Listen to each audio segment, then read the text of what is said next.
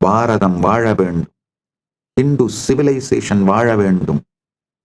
Hindu civilisation வாழ்ந்தால்தான் மீண்டும் மீண்டும் இந்த பரம சக்திகள் பரம்பொருள் அவதரித்து வழிகாட்டும், நன்மை செய்யும் மனித இனத்திற்கும், அதாவது பூமிக்கும் பரம்பொருள் நிலைக்கும் இடையில ஒரு போர்ட்டலாக இயங்குகிற இடம் பாரதம் தான்.